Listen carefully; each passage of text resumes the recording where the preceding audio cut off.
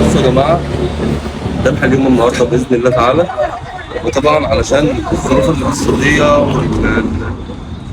والايام اللي احنا بنمر بيها، في ناس كتير بعتوا لي في الكومنتات وفي الرسائل قالوا لي لازم تعمل حاجه شبيهه لناس كتير عملوها، يعني كذا حد عملها.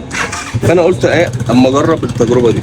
الطبق ده ب 40 جنيه، ده ب 40 جنيه، فيه 200 جرام مفروم امسك كده. وده ب 20 جنيه، فيه 100 جرام مفروم. قطعتين اللحمه دول ب 25 جنيه.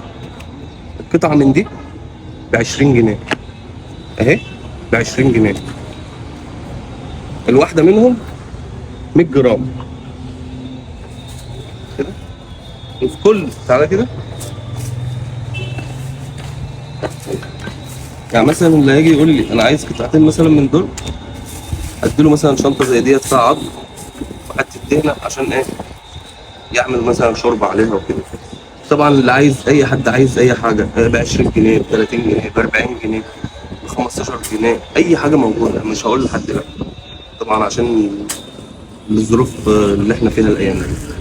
فاي حد ما يتحرجش، اللي هيجي يقول لي انا عايز ب 10 جنيه مفروم هديله، عايز ب 20 جنيه مفروم هديله، عايز ب 50 جنيه مفروم. محدش يتحرج، احنا دلوقتي في ايام ما يعلم بالله ربنا. كل واحد بياخد على القد بتاعه، ما فيهاش احراج. انا اوريكم على الميزان برضه موازين الحاجات دي.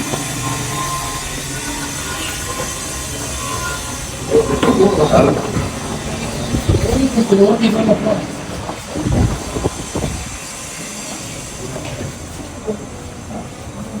عشري.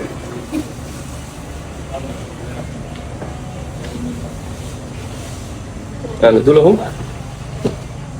اهم ب 25 جنيه دول. الحته من دي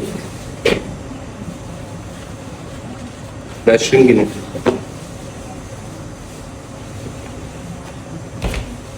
كيلو المفروم بقى عندي الكيلو ب 200 جنيه. الكبده الكيلو ب 250 جنيه. المخ ب 100. الكرع ده ب 150 جنيه عشان صغير شويه، وفي كوارع ب 200 جنيه. واللحمه عندي بتبدا من 240 لحد 300 جنيه السعر بتاعها.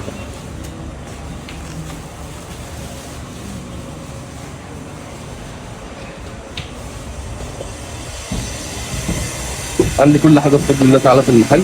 السجق والبرجر الكيلو ب 160 جنيه.